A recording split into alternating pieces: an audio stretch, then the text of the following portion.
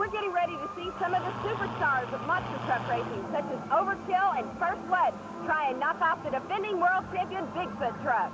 Welcome, ladies and gentlemen, to the Nassau Coliseum in Uniondale, New York, with the toughest, the quickest, and the fastest super-modified mud racers in the United States, battling it out for another USHRA Association Camel World Championship Series title. Welcome to Super Trax.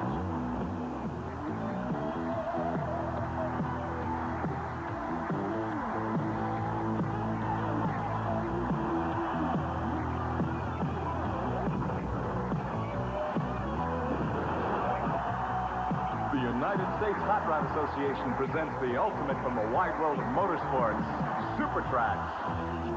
Welcome, ladies and gentlemen, to the Roanoke Civic Center in Roanoke, Virginia, as we prepare to get underway with qualifying for this 8-truck monster truck showdown. And the very first man who'll line up on this rather unique 150-foot-long course against the clock to determine qualifying position is probably driving the best-known machine in all of motorsports. John Pyatt out of St. Louis, Missouri, at the wheel of the legendary Big Blue Ford known as Bigfoot.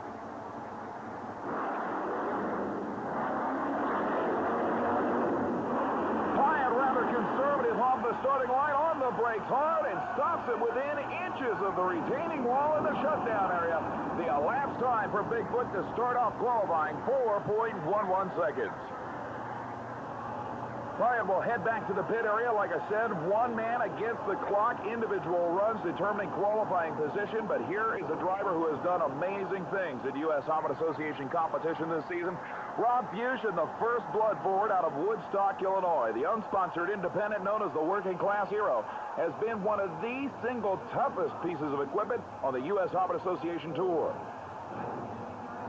Backing up over the 4-foot-high dirt moguls located just off the starting line that have so far caused John Pyatt to approach the course rather cautiously.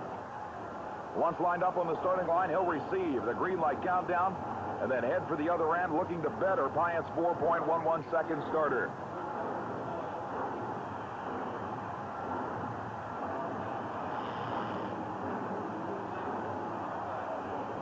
Rob Fuchs using a rather heavy-duty neck brace this year. As anybody who is familiar with this sport knows, it is a rough task driving these machines.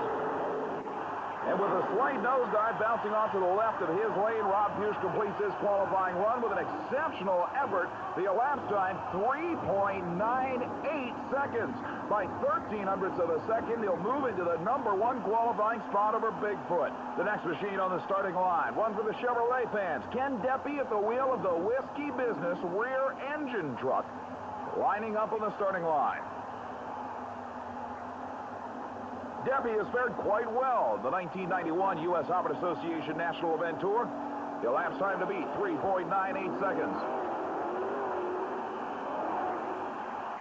A wild bounce in the shutdown area, but Deppy completes the course without many problems. The elapsed time, 3.99 seconds. By 100th of a second, Deppy will take second, still ahead of Bigfoot. That'll bring up the Weapon 1 Chevrolet from the state of Ohio, Jerry Richmond behind the wheel. Richmond obviously a little irritated, being held up on the starting line for a fair amount of time, now ready to take the green. A little conservative off the starting line, but smooth as glass at the finish. In the elapsed time, 4.10 seconds, will knock Bigfoot all the way down to 4th and put Richmond #3. Now it's time for another crunch of the week. USA 1, the monster notorious for losing control, flew to an apparent victory at this indoor event, but the brakes failed to hold. The machine takes out a concrete wall in a memorable crash. On the replay, you can see the cinder blocks giving way under the 5-ton charge. Luckily, no one was hurt, except, of course, the wall. That's this week's Crunch of the Week. Super Trax will be right back with more extreme motorsports action. Don't go away.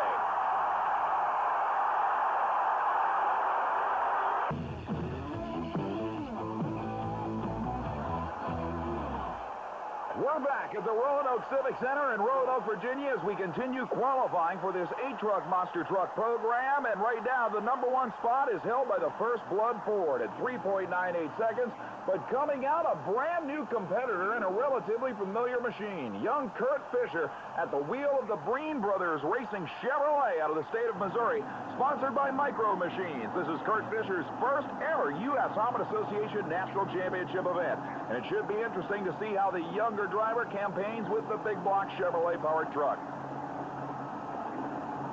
Right now, anything quicker than 4.11 seconds would get him in the top 4 and even ahead of Bigfoot. Fisher has a good one going. He lands nicely on the brakes. The elapsed time, 3.77 seconds. The kid gets the pole by over 0.2 of a second in his debut on the USHRA Association Tour. Unbelievable. That'll bring out Marty Garza, a radical new machine that debuted at the end of the 1990 season in Houston, Texas, on the USHRA Association circuit. His machine, called Overkill, utilizes a rear-mounted, supercharged, fuel-injected Ford. Obviously, the crowd is already behind the brand new machine. Garza stages up.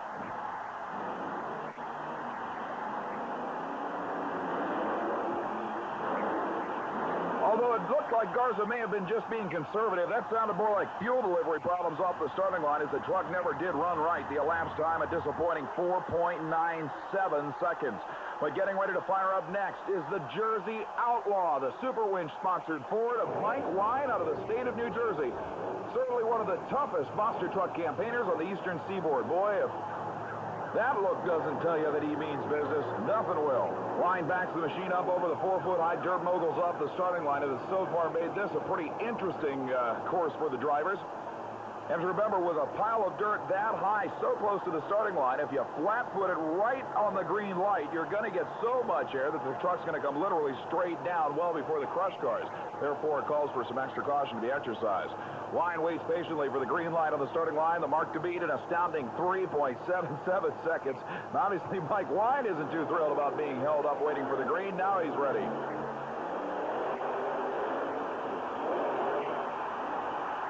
A nice pass in and out of the throttle, bouncing around a little bit. It wasn't the smoothest run we've seen, but the elapsed time for the Outlaw, 4.98 seconds. That will place him right now actually fairly far down in the field. But the 3.77 second run by the incredible Micro Machine entry and its brand new driver, Kurt Fisher, has literally astounded the crowd here at Roanoke. Certainly we know that Kurt Fisher can drive the Micro Machines entry, but how well can he do against competition in the other lane? Stay with us, because along with answering that question, we'll see who's the quickest and fastest mud racer on the planet. Don't go away. We're in Uniondale, New York at the Nassau Coliseum, getting ready to begin qualifying for the quickest and fastest indoor motorsports machines in the world, the Super Modified Mud Racers. An 80-foot-long mud pit, 36 inches deep, in which the drivers that you're about to see will have to traverse as quickly as possible. It's an elapsed time competition, but remember, under USHRA Association rules, the drivers only have 80 more feet in which to stop these vehicles or be disqualified. The chopped, sectioned, and narrowed Gambler Ford leaves the starting line first and crosses the finish line, locking up the brakes, stopping well within the limits. The elapsed time for the Gambler, 2.26 seconds.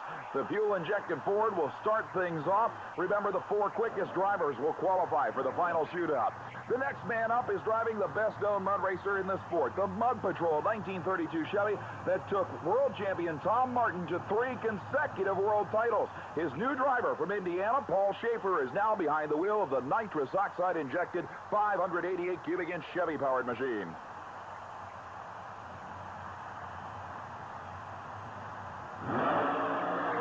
Yanking the left front wheel on a tremendous wheel stand, locking up the brakes. He stops it in time and salutes the crowd.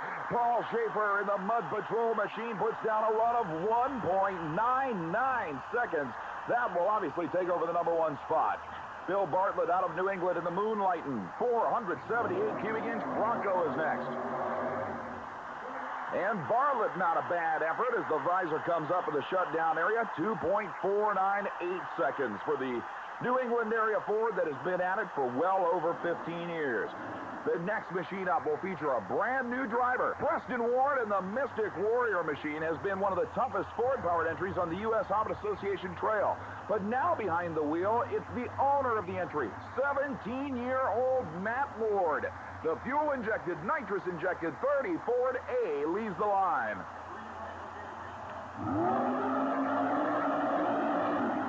The kid looks pretty good in the cockpit, stopping it well within the required 80-foot distance. The elapsed time, 2.25 seconds. It'll put him number 3 in the field. And here's Mike Spina, the madman of mud racing from New England, the psychotic beast, supercharged Chevy. He has to go quicker than 2:26 to qualify. A great run, hard on the brakes. He stops it within a few feet of the 80-foot marker. What a job for Spina. And the elapsed time, 2.03 seconds, will qualify at number 2 of the program.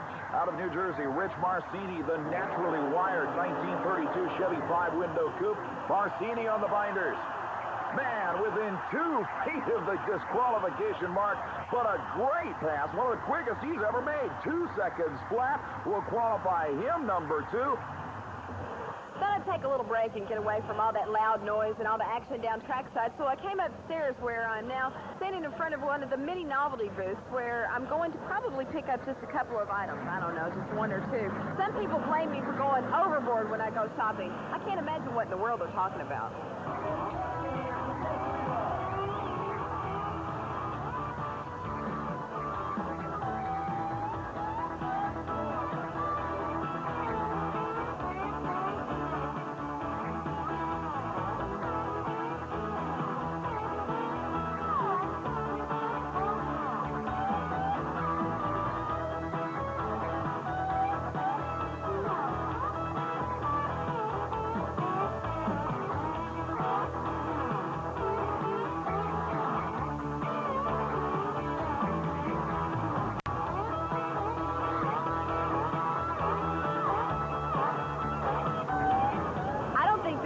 Overboard. This is what every monster truck fan needs.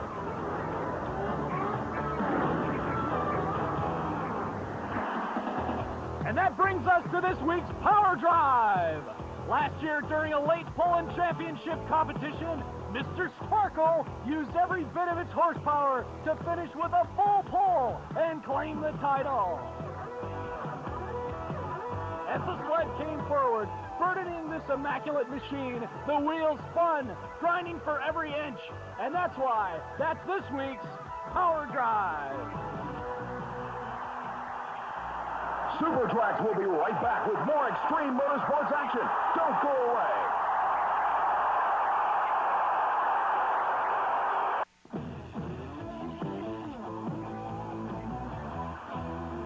We're back at the Nassau Coliseum in Uniondale, New York, continuing the qualifying round to determine the 4 quickest super modified mud racers at this U.S. Hobbit Association Camo Mud Racing Championship event. The next machine up, battling a bump spot right now of 2.25 seconds, will be the Papa Smurf 1923 Ford Model T Roadster with fuel-injected Chevrolet motivation. Remember, in this category, just about anything goes with the exception of the tires. The tires must be Department of Transportation approved, street legal tires, but as you can see, the drivers can change the tread any way they want. John Herzog waits for the green light, now leaves the line. But Herzog's got more problems than just a wrong tread design on his machine.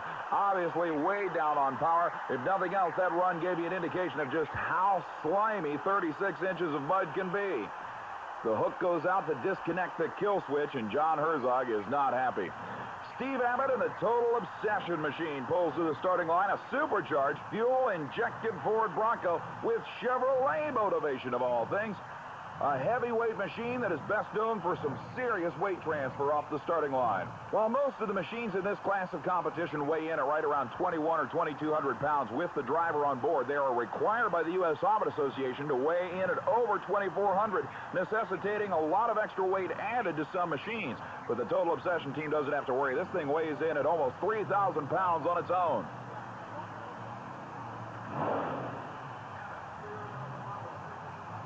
Wrapping the throttle on 2,000 Chevrolet horsepower, waiting for the green light to come on. The visor comes down into a forward gear, now away. On the brakes hard, but he'll stop it in time. The biggest problem there was a lot of tire spin right off the starting line. The elapsed time, 2.195 seconds, however, will qualify number 4 in the field. But that brings up the killer. The fan who has already reset the national elapsed time record to 1.683 seconds this year. Milwaukee, Wisconsin's Jeff Acker and the Insanity supercharged Chevy-powered 1927 Ford. Acker has been the biggest threat to Tom Martin's dominance of this category so far in 1991. And right now, he's faced with the prospect of running quicker than 2.19 seconds in order to qualify for this field.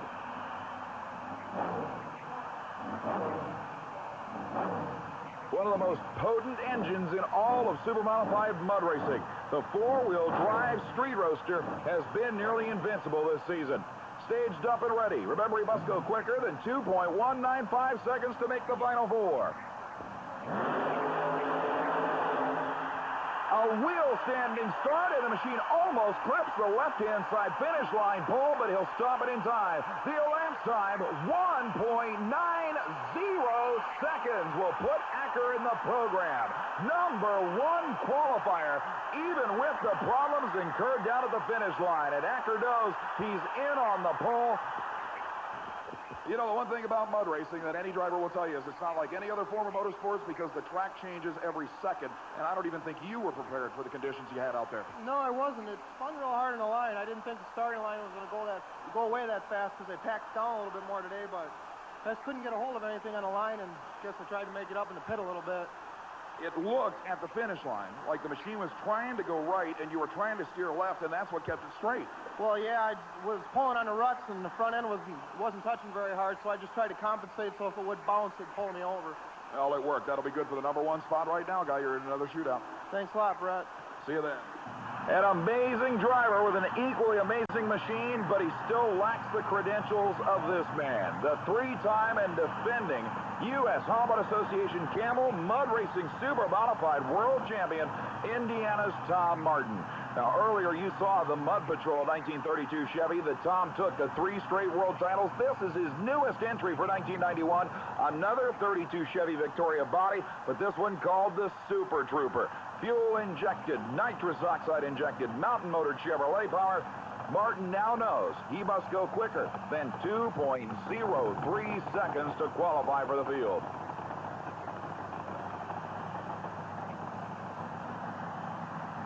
As always, Tom taking his time getting ready, maneuvering himself around in the driver's seat until he feels comfortable, checking the engine temperature gauge, and, of course, turning on the flashing lights, which are more than just a show. They tell his crew chief, his father, actually, who is located well down track, that he has looked at the starting line surface, seen what the pit looks like in general, and has decided to use the nitrous oxide injection.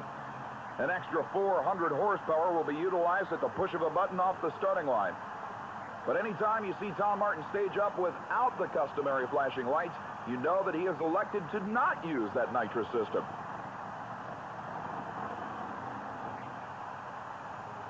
Moving forward to stage ever so cautiously. He must go quicker than 2.038 seconds to knock Mike Spina's psychotic beast from the field and give the Super Trooper team a spot.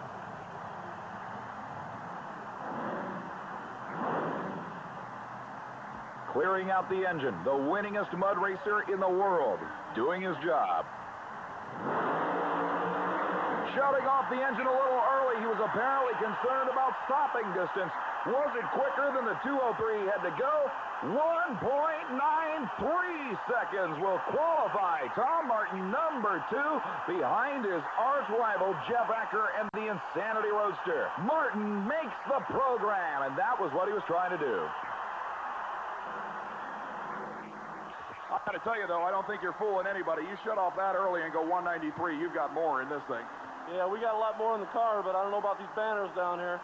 You know, this first round is important to get the shootout, and I can go for it in the finals because top 4, we're in it now. Am I under the impression that you might have been trying to send a little message to Mr. Acker there by shutting it off a little early? Well, I don't know about that. You know, it's real important to get in the shootout, and hopefully we'll send a message to them in the next round. Indeed. Good job, guys. That will bring up the 1985 U.S. Open Association Mud Racing World Champ, Dave Ray out of New Hampshire, and the Midnight Magic entry. Certainly the last of the competitive full-bodied pickup trucks in super modified mud racing. Nowadays, with the rear-engine dragsters and lightweight alders and street roasters that dominate this category, it's rare to see a true full-bodied pickup truck, a solid 3,000-pound hitter. But David Ray has probably one of the strongest in the business, a supercharged, fuel-injected, methanol-burning Ford motor in this full-bodied Ford Ranger. He must go quicker now than 2.007 seconds. Rich Marcini's naturally wired 32 Chevy is now hanging on to the number 4 spot. Here's David Ray.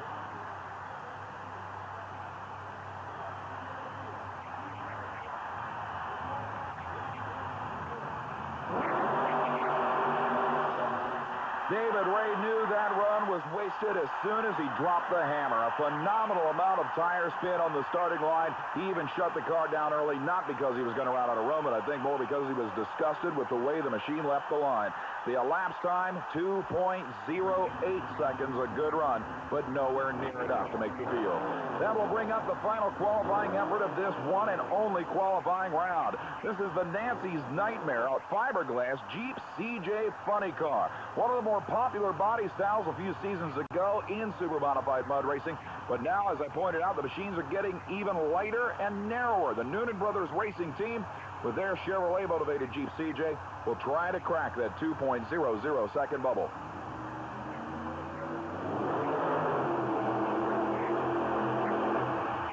And about all that can be said is that it made it to the finish line, and that's enough for the driver. A 2.84 second elapsed time, far off the pace, and that means that within our quick four in the Camel Shootout, we've got not only the defending and three-time world champion, but the driver who has been hottest on his tail throughout the season so far, Jeff Acker in the Insanity Roadster.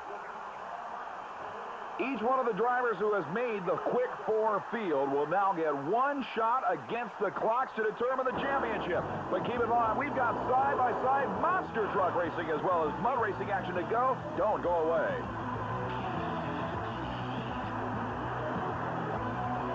We're back at the Spectrum in Philadelphia, ready for the first side-by-side monster truck battle here at this U.S. Open Association National Championship event. We saw quite a surprise in qualifying when a brand new driver, Kurt Fisher, took the Micro Machine Chevrolet to the number 1 spot, but here's the first pair. It will be Ford and Chevrolet with the infamous Bigfoot Ford driven by John Pyatt taking on Ken Deppy's Whiskey Business rear-engine Chevrolet of the Breen Brothers Racing Team out of Missouri. The Bigfoot Ford had more than its fair share of problems during qualifying, ending up number 5 in the program. Certainly well below expectations there. But Ken Deppy actually unloaded a pretty decent effort, qualifying number 3 in this field with the Whiskey Business Chevrolet in the near lane.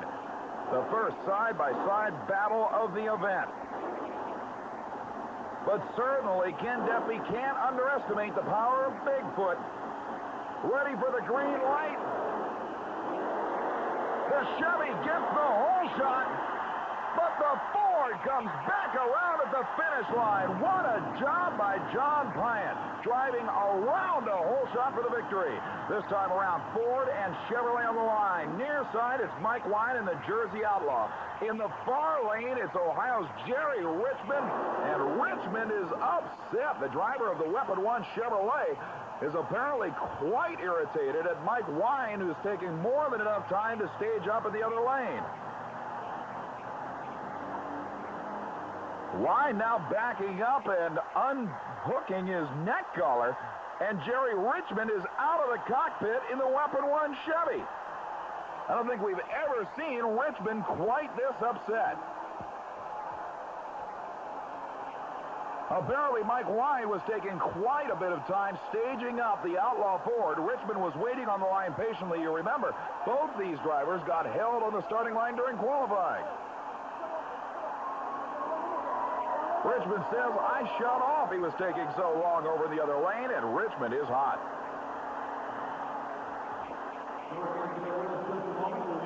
Richmond now jumps down. Mike Wine is out of the cockpit of the Outlaw, and Richmond's going over to have a little discussion. It looks like Mike Wine may have hurt some parts. Richmond isn't even going to let him look at him, though. And it looks like discretion is definitely the better part of valor in this instance, as Richmond now takes up his case with the starting line officials. Well, it appears that Mike Wine did damage some driveline parts on the starting line, and it is official. Richmond will get a solo run into the semifinal round. He hasn't cooled down any, but he'll get the automatic victory. And the truck bogs right off the starting line. Richmond completes the run okay, but actually he was lucky he didn't have somebody else in the other lane on that run, with the machine falling on its face right at the green light. Here comes the first blood forward of Rob Bush, the home-built machine that has been featured on our Super Trax events coverage so far this year as a non-stop winner.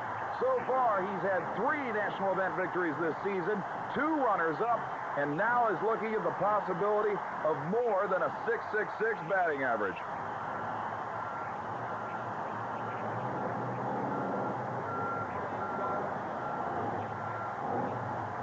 Backing up behind the starting line, we are waiting for his opponent. But it appears now we have just received word that Marty Garza's Overkill Ford ran into more than just fuel delivery problems during his qualifying effort. And by a stroke of luck, Rob Bush will pick up valuable World Championship points on a bye run into the semifinals. But this will be an interesting situation regardless of the fact that there's nobody in the other lane. Bush now has the opportunity to try and find the missing 0.2 of a second that separates the first blood Ford and the #1 qualifier, young Kurt Fisher in the Micro Machine Chevy. He'll get a chance to run against the clock here. A little bit conservative off the starting line, a rough bounce at the end of the course. During qualifying, Bush ran 3.98 seconds, and he's probably not going to be happy with a 4.26-second run here on this solo effort. Now backing up to the starting line is the killer, the biggest surprise of this event so far, Kurt Fisher, and the Micro Machine Chevrolet, who took the pole by almost a quarter of a second from Rob Bush. But he also will benefit from tremendous racing luck. His opponent, Bennett Clark in the Clydesdale Chevrolet that broke during the qualifying round, has been unable to repair the damage, and the Micro Machines Chevy will single into the semifinals as well. But again, we just saw Rob Bush run 4.26 seconds. Here's a chance for the new kid on the block to show that he still has the power.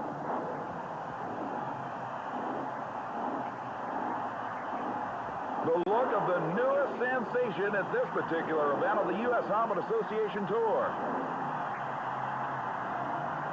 Very easy off the starting line, maybe even a little more air than Fisher would have liked, but the elapsed time, 4.06 seconds. That kid is going to be tough, but he still has not had to actually race someone in the other lane, even as he advances to the semifinal round. When we return, we'll see if the kid is as strong as he looks, as he battles the biggest and the best in U.S.HRA Association competition. Don't go away. Especially this particular battle. It's the best-known monster truck in the world against the newest driver on the U.S.HRA Association Tour. John Pyatt in the Bigfoot Ford, a top 4 finisher in the Camel World Championship last year, against a driver who in this round will be taking on his first real opponent in U.S.HRA Association competition. Pyatt certainly has proven himself in past events. Now it's up to the kid in the far lane to show what he's got.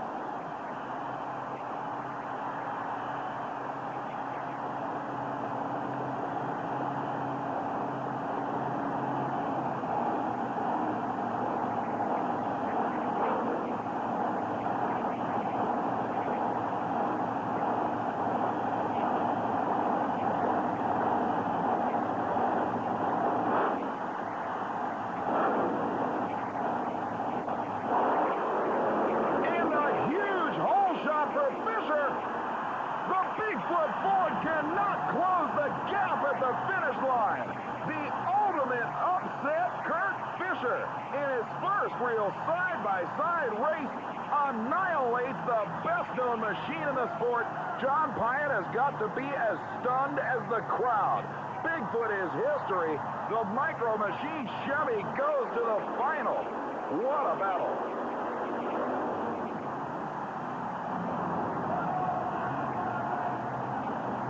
This time around, Jerry Richmond will take on the one and only Rob Bush. The Weapon One Chevy takes on the First Blood Ford. We've got a pair of Ford and Chevy matches making up this semifinal round. Certainly, Jerry Richmond's blood pressure is at an all-time high throughout the qualifying and elimination rounds of this event. He's had more than his fair share of altercations. In the meantime, Rob Bush's sole concern in the First Blood Ford has been trying to keep up with the number one qualifier.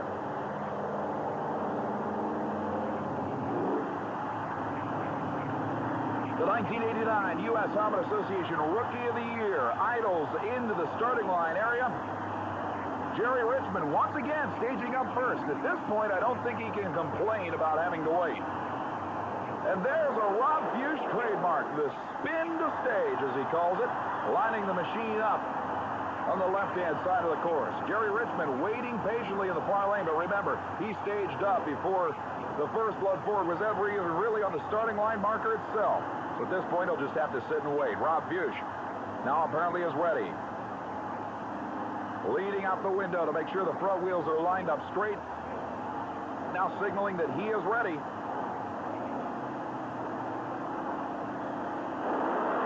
They leave the line together. Both trucks stumble right over the dirt mogul, but it's Rob Bush that recovers first for the victory. That has got to be the first time this year we have seen two trucks both incur the same problems at the same point on the course. But Rob Bush's First Blood Ford will go to the final round against the Micro Machine Chevrolet. And the pressure is all on Kurt Fisher. And speaking of pressure, we've got the Final Four in the Camel U.S. Harmon Association Super Modified Mud Racing Championships to go, including the Jeff Acker versus Tom Martin War. Don't go away.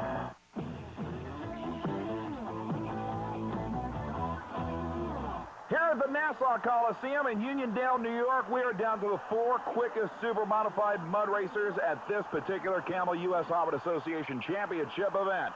And in just a moment, those four drivers will each get one shot at this rather used-up 80-foot-long mud pit right now.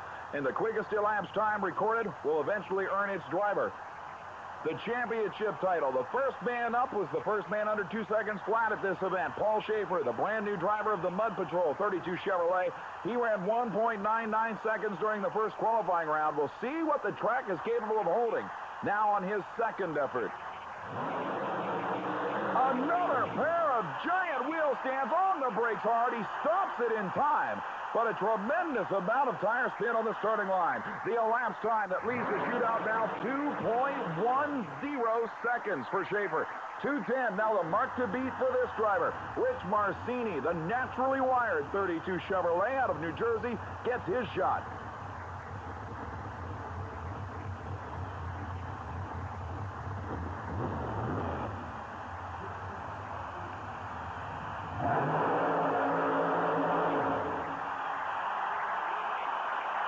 Marcini shuts the engine down a little bit early. He had better starting line traction than Schaefer did, but the mark will just miss.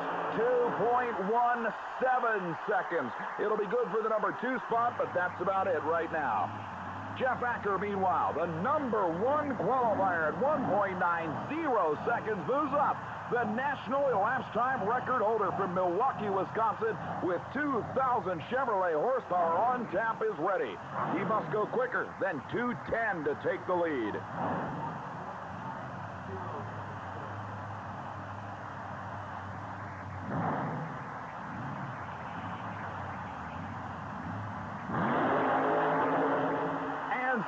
Something goes away in the drivetrain. Jeff Acker looking behind him to see what the problem was, but he is obviously not happy with that effort. 15 feet shy of the finish line. Acker will not be a threat to win this battle. The best he can do at this point now is finish 4th, unless, believe it or not, the final driver of the event runs into more problems than Acker had. But there is one unhappy racer. In a battle for the World Championship with three-time and defending world titleist Tom Martin, he's going to have to be pulled out of the top end of this pit with a front loader. That will leave one driver to challenge the number one spot, and believe it or not, if Tom Martin can beat the 210 by Paul Schaefer, it will still give the Mud Patrol Super Trooper team a 1-2 finish. But you know Martin wants the points that go with this victory towards a fourth consecutive world championship. So in order to beat teammate Schaefer, he must better 2.10 seconds.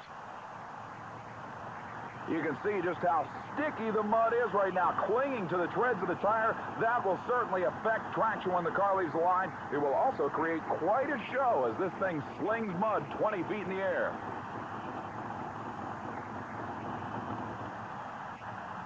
Staged and ready. 2.104 seconds or less is what he needs.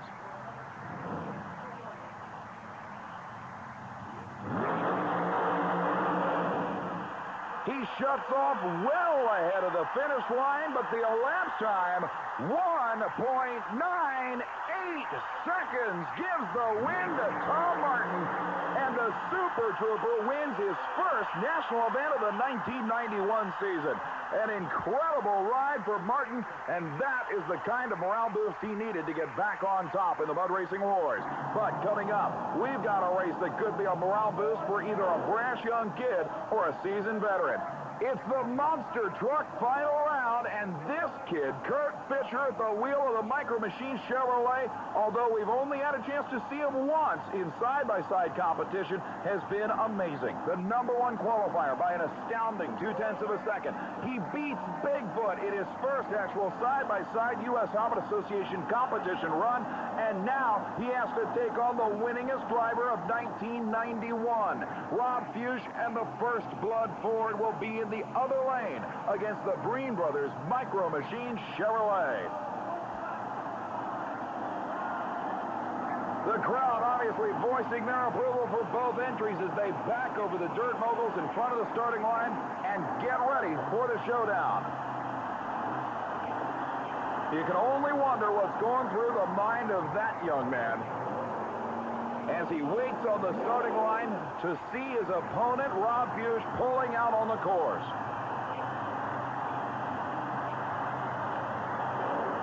The traditional spin up to the line for Rob Fuchs. He'll now back up and line up parallel to the Micro Machine Chevrolet. There you see Fisher. He doesn't even want to look at Rob Fuchs at this point. He only wants to see a green light.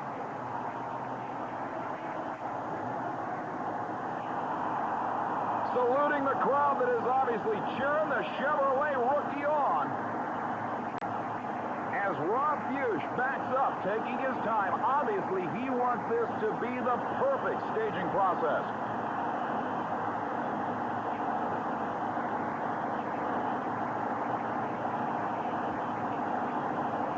Now the Ford back behind the line. The starting line officials will stage the truck manually. Kurt Fisher still waiting patiently on the other side of the course as Rob Fuchs puts on the neck brace that we pointed out earlier is actually two braces connected. Obviously with Fuchs there's no such thing as too much safety equipment.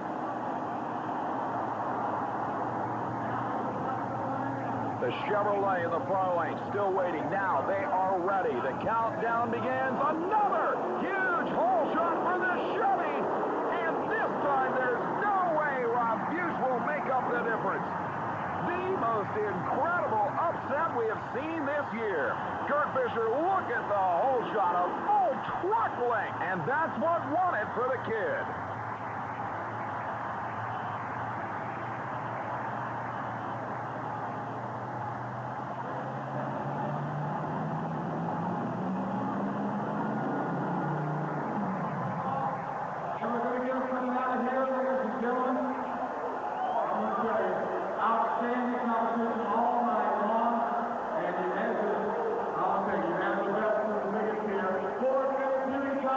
Will you please give a big hand to the first one?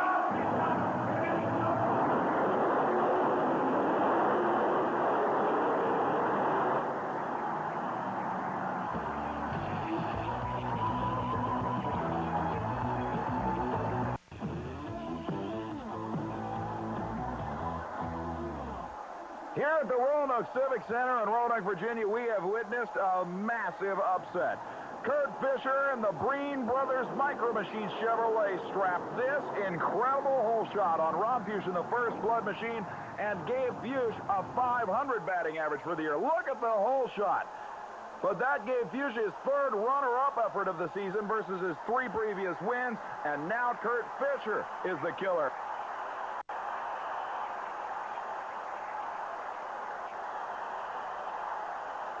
Down on the floor, Chris Chapman should be able to get a word with him. What could be a surprising victory. Kurt Fisher and the Micro Machines have taken his first win for the 1991 season. We'll try and get a word with him right now. He's staging his truck. The crowd is loving every minute of it. We'll go on and head that way. Kurt, this is your first win for 1991. First weekend I've been out since 1990, so I feel real good about it. We had a good night. Last week we had a little breakage, but this time we came out on top. So are you pleased with the performance of the truck? Last time you didn't have very good luck out here. Yeah, I'm real pleased. This tonight, for some reason, just everything went our way, and we wanted it, and we got it. Congratulations again, Kurt. Thank you. Kurt Fisher takes the win over First Blood in the final round of competition at the Roanoke Civic Center. And we saw the return of the dominating force in super modified mud racing. Tom Martin and the Super Trooper takes another victory. Going to make me stand in this hole down here, aren't you? National event win number 45. And I got to tell you, that was one of probably the trickiest tracks you've had to deal with this year. Yeah, the track was really tricky. I was worried about the car breaking on the starting line. We had a lot of mud on the tires. It puts a lot of weight on everything. You know, I'm glad that they put these big holes down here to help me stop. It would look like a pretty rough landing down here, too. This is what you need to keep that bid for a 4th straight World Championship going. That's right. I need a little luck. You know, my luck hasn't been too good, and this weekend it's good. I hope it keeps going. Congratulations, Guy. Great job again. Thank you. Thank you.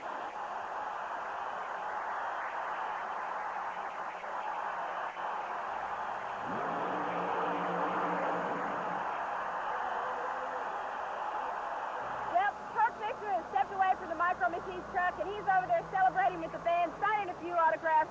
And that's a wrap from the Roanoke Civic Center in beautiful Roanoke, Virginia. I'm Kris. Good night. I've had a great time. I'm sure you at home have. We'll see you next time. We'll see you next time on Super Trax.